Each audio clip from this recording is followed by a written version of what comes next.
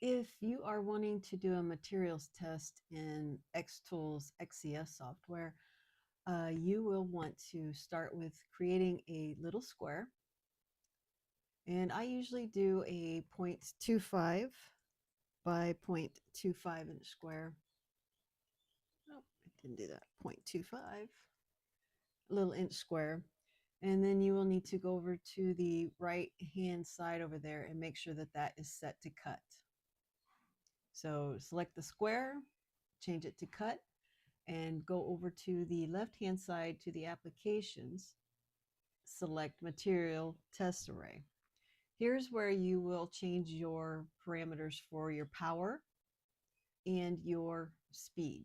You can adjust the columns, you can adjust the rows, so you can make it as big or how small as you want it to be.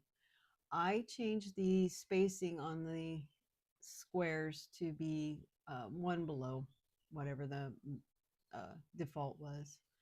And once you're happy with that, you can go ahead and click done. I will also put a square around this so that I can cut it out and keep it for later. So once you make that square, make sure you go back and select cut.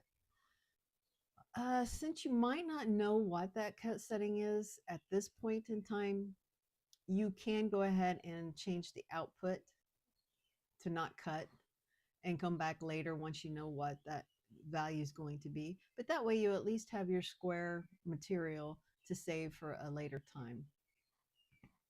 So now if you want to see what those individual squares are, click outside of that area.